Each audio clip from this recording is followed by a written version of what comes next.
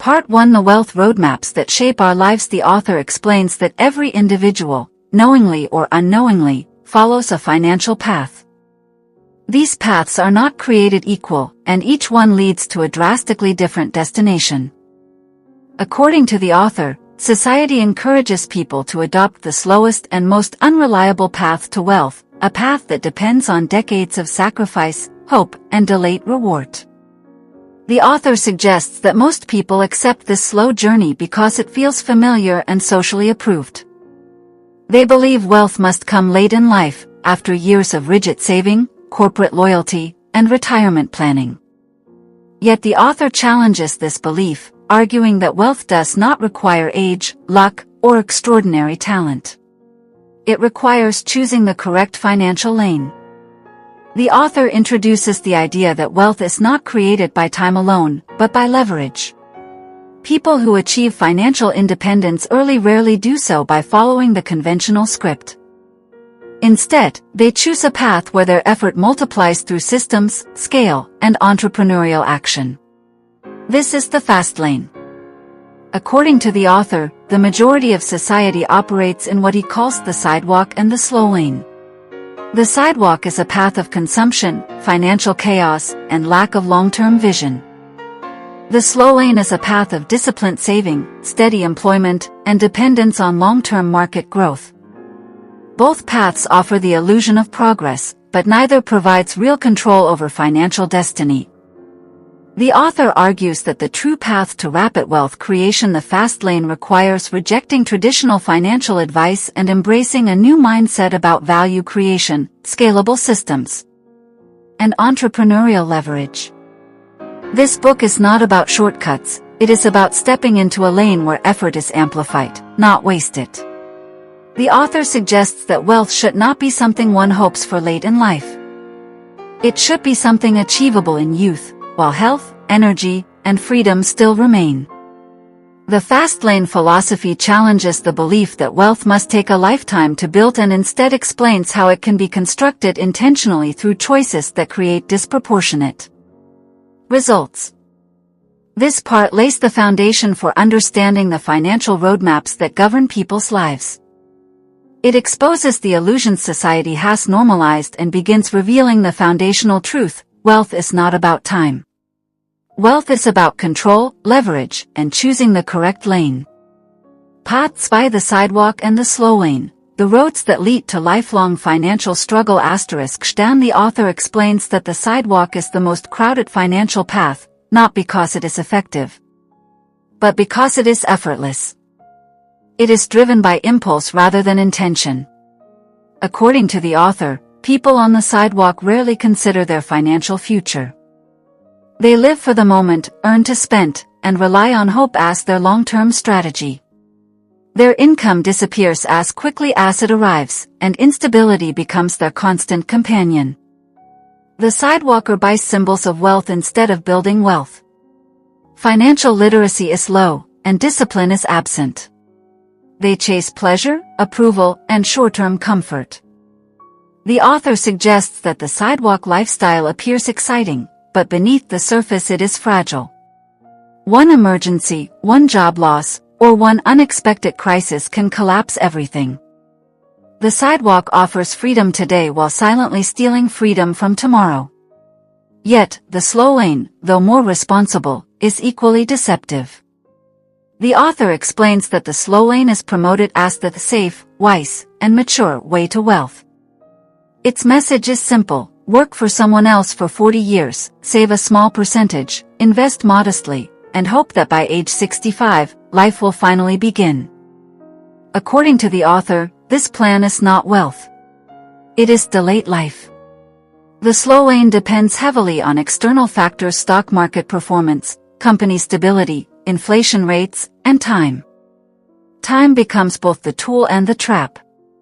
The author suggests that the slow lane requires giving away the prime years of life in exchange for the possibility of comfort in old age. Even then, comfort is not guaranteed. A single market crash can erase decades of sacrifice. The deeper issue, the author explains, is control. Neither the sidewalker nor the slow laner controls their financial destiny.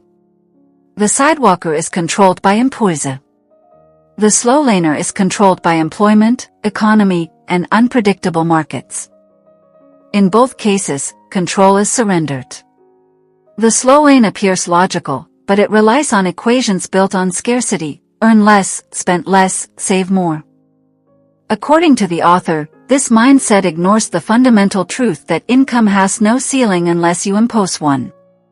Slow lane thinking suggests that the path to wealth is paved with discipline and patience, but the author argues that it is paved with dependency and delay. The slow lane teaches individuals to hope for raises, promotions, and average returns on long-term investments.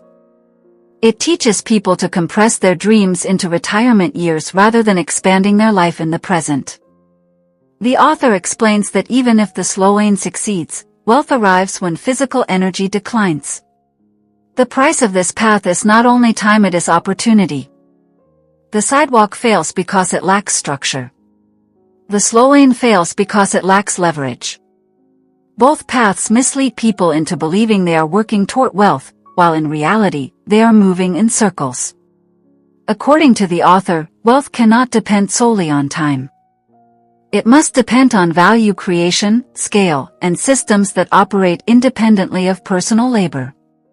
This realization is what separates the fast lane from the false comfort of the slow lane. This part of the book exposes a difficult truth: most people spent their entire lives on paths they never chose consciously. They simply followed the path society presented to them. The author challenges the listener to question these inherited roadmaps, because only through questioning can a new direction emerge. Part 3: The Fast Lane Mindset, the foundation of extraordinary wealth. The author explains that the fast lane is not a tactic or a trick. It is a philosophy, a way of thinking that reshapes how a person sees money, time, and opportunity. According to the author, the fast lane begins in the mind long before it appears in the bank account. It demands rejecting beliefs that society considers normal and embracing principles that feel uncomfortable at first because they contradict years of conditioning.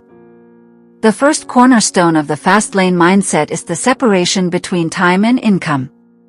The author suggests that as long as a person trades hours for dollars, their income remains limited. Time is finite, and therefore a time-based income is also finite. This limitation prevents exponential growth. The fast lane, however, requires building systems that earn money independent of personal time. Such systems operate whether the individual is working, sleeping, traveling, or resting.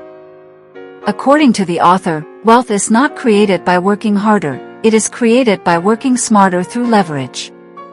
Leverage means using tools, technology, people, or distribution channels to multiply effort. A person's individual labor becomes irrelevant when the system itself generates value.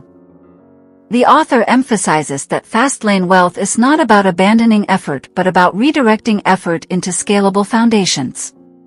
The next part of the mindset involves embracing responsibility. The author explains that fast laners take full ownership of their choices, outcomes, and opportunities. They do not blame the economy, employers, circumstances, or luck. They understand that control over financial destiny begins only when excuses end. Responsibility becomes empowerment. Another pillar of the fast lane mindset is rejecting the belief that age determines wealth. According to the author, wealth should not be delayed until the final chapters of life. Fast laners aim to create financial freedom during youth, when energy and options are abundant. This requires a mindset unafraid of challenges, experimentation, or failure. Fast laners view failure as data rather than defeat. The author suggests that ordinary people rely on luck because they lack systems. Fast laners create systems so powerful that luck becomes unnecessary. Their success is engineered, not accidental. They understand that money is not the goal, freedom is. Money is simply the tool that grants autonomy, choice, and time. A key shift in fast lane thinking is the focus on value rather than cost. While the slow lane encourages saving pennies, the fast lane encourages creating value that impacts thousands or millions. According to the author, income should not depend on cutting expenses but on expanding influence. Fastlaners ask, how can I serve more people, instead of, how can I save more money? This mindset opens doors to scale. The author highlights another powerful idea, the rejection of average. Fastlaners understand that wealth is not found in the mainstream. Mainstream ideas produce mainstream results. To achieve extraordinary outcomes, one must embrace extraordinary thinking. This includes stepping outside comfort zones, approaching problems creatively, and refusing to settle for what society labels as good enough. The author explains that Fastlane thinkers see money as a byproduct of solved problems. Every product, service, and innovation exists because someone solved a problem for many people. The wider the problem and the stronger the solution, the greater the wealth potential. Fastlaners seek to understand pain points, unmet needs, inefficiencies, and opportunities for improvement. Wealth flows toward solutions. Another dimension of Fastlane thinking involves rejecting linear progression and embracing exponential potential. The author suggests that people trapped in linear thinking expect growth to happen slowly and predictably. Fastlaners recognize that business, value creation, and systems can grow exponentially. They understand that the right system, once established, can expand rapidly and produce wealth far beyond personal labor. The author also touches on emotional resilience. Fastlaners do not rely on comfort. They face uncertainty willingly because they understand that uncertainty is the birthplace of opportunity. While the slow lane seeks stability, the fast lane seeks potential. According to the author, the greatest rewards often exist in the spaces where most people refuse to look. The final part of this mindset involves seeing time as the most valuable asset. Money can be regained, but time cannot. Fastlaners are relentless about reclaiming their time by building structures that operate independently. They make decisions not based on short-term comfort but on long-term freedom. According to the author, wealth is not measured only by dollars but by how much control one has over their time. This part establishes the mental framework required to enter the fast lane. It replaces passive acceptance with active creation. It replaces hope with strategy. And it replaces linear effort with exponential potential. Part 4: The Wealth Formula. How Fastlaners Build Exponential Income. The author explains that wealth creation in the fast lane is not a mystery but a mathematical and strategic process. It is built on a formula that transforms effort into scalable results. According to the author, this formula dismantles the belief that wealth requires luck, inheritance, or extraordinary talent. Instead, it shows that wealth responds to value, scale, and control. The author introduces the fundamental equation of fastlane wealth. Wealth is created when value meets leverage. Value is the problem you solve. Leverage is how many people your solution reaches. A person who solves a problem for one employer earns a salary. A person who solves a problem for thousands or millions earns freedom. The difference is not effort, the difference is scale. The author explains that the fast lane operates on 5 key factors, forming a framework that determines whether a business or idea has the potential to create rapid wealth. These factors shape the strength of the system and the speed at which results can multiply. The first factor is need. According to the author, fastlaners do not chase passions blindly. They search for unmet needs. They observe pain points, inefficiencies, frustrations, or desires that people are willing to pay to resolve. Opportunities arise where dissatisfaction exists. The author suggests that solving real problems opens the door to real wealth. The second factor is entry. If an idea is too easy for anyone to imitate, the competition becomes overwhelming, and success becomes unstable. Fastlaners choose opportunities where the barrier to entry is high enough to filter competition but not unreachable. They learn skills, build systems, and use creativity to enter spaces where casual competitors cannot easily follow. The third factor is control. The author emphasizes that wealth requires controlling the system that generates income. If another entity controls distribution, pricing, client flow, or access, the individual remains vulnerable. For example, an employee has no control over job security, a franchise owner has limited control over branding, a stock investor has no control over market movement. Fastlaners design systems they own so that no external authority can collapse their wealth. The fourth factor is scale. The author explains that the ability to reach many people is the engine of exponential income. Scale transforms a small solution into a large impact. Fastlaners use systems, technology, media, automation, or platforms that allow their value to expand far beyond their personal capacity. Without scale, wealth remains slow and limited. The fifth factor is time. According to the author, a true Fastlane business operates independently of personal time. The system continues generating income whether the owner is present or not. Time must be removed from the equation of income. This does not mean avoiding effort, it means building structures that eventually require little direct labor.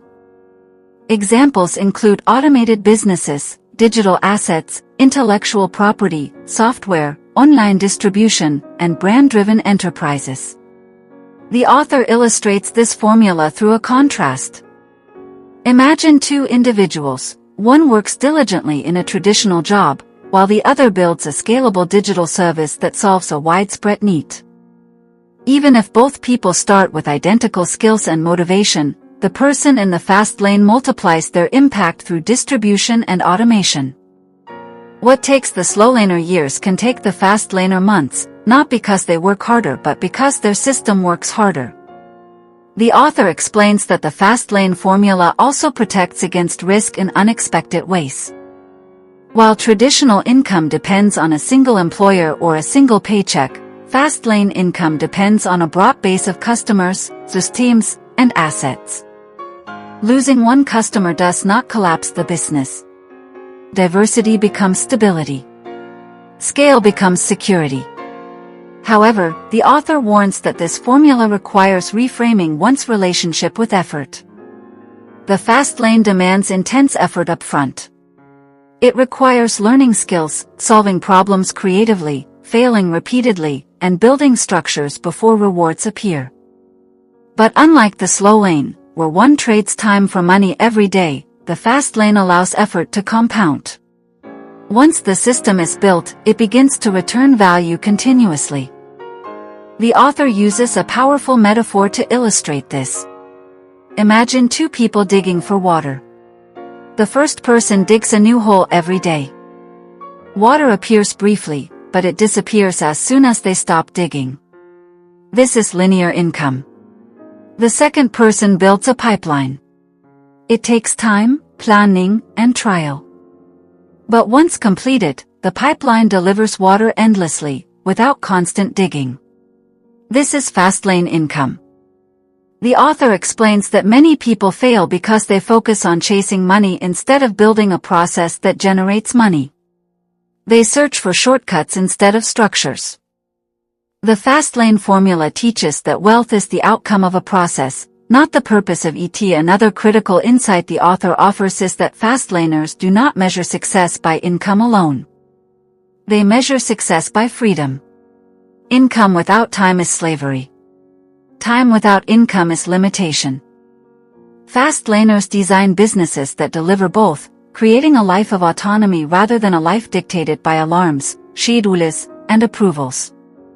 The author explains that wealth is not measured in currency but in the ability to control one's choices. The slow lane offers retirement freedom at age 65. The fast lane aims to offer freedom whenever the system becomes fully operational. And that moment can arrive in youth, not just old age. This part concludes by revealing that the fast lane formula is not reserved for the gifted. It is reserved for those willing to think differently, observe deeply, and build systems intentionally. The fast lane is a choice, not a privilege. And choosing it begins with understanding how value, scale, control, entry, and time form the architecture of extraordinary wealth. Understood. From this part forward, I will no longer begin chapters with the author explains, the author suggests, etc. I will still use author-oriented lines inside the narration when needed, but not at the beginning of each part.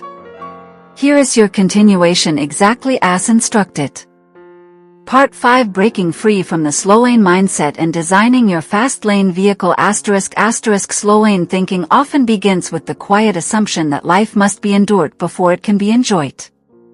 People postpone dreams, compress them into retirement years, and build their entire identity around surviving the present rather than shaping the future. This mindset becomes a cage that feels safe, but the bars tighten with every passing year. Breaking free requires recognizing the limitations of a philosophy built on delayed reward. Slow lane ideology encourages individuals to minimize risk, avoid ambition, and pursue comfort at the expense of growth. It teaches that stability is more important than autonomy, and that predictable income is more valuable than potential. The result is a life governed by fear rather than possibility. Escaping this mindset is the first step toward constructing a fast lane future. A fast lane vehicle is not a random idea or a lucky opportunity.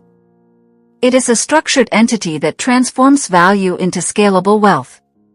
Choosing the right vehicle requires clarity, observation, and a willingness to solve meaningful problems.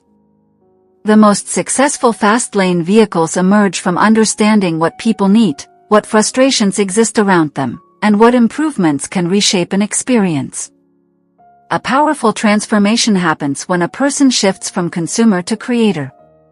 The consumer asks for value. The creator produces it. The consumer spends. The creator earns. This shift does not require extraordinary talent, it requires a perspective that sees problems as opportunities rather than inconveniences. Every business, innovation, app, service, and platform began as a response to a need someone noticed. Designing a fast lane vehicle begins with the ability to listen. People speak through their frustrations. Markets reveal their weaknesses. Trends expose what is missing. The world is constantly asking for solutions, and those solutions form the foundation of wealth. The individual who pays attention gains the advantage. A strong fast lane vehicle also requires differentiation. Entering a marketplace is only the beginning, standing out is where momentum begins. Differentiation can come from better speed, better convenience, better accessibility, or better experience. It can come from simplifying something complex or making something dull exciting. It can come from creating what people already want but have not been offered effectively. Control becomes essential during design. Without control, a business becomes unpredictable. When distribution, pricing, branding, or audience is controlled by someone else, the business rests on unstable ground. True fast lane vehicles rely on structures owned or influenced directly: web platforms, customer databases, proprietary systems, original creations, or self-managed channels of distribution. Scale transforms a simple vehicle into a fast lane engine.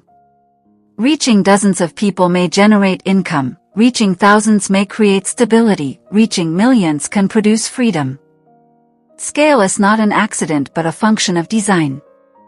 Digital platforms, automated systems, licensing, media distribution, and product replication allow a single idea to stretch across vast audiences. Time separation is the defining characteristic. A vehicle is not fast lane until it can operate without constant personal involvement. This requires delegation, automation, and systems thinking. A creator who must work every hour to keep the business alive is trapped in another version of the slow lane, even if revenue is high. Freedom emerges when the system begins to function independently. Every vehicle goes through 3 stages: creation, optimization, and automation. Creation demands the most effort. Optimization requires refinement, feedback, and improvement. Automation frees the creator from the daily grind. Many stop at creation, some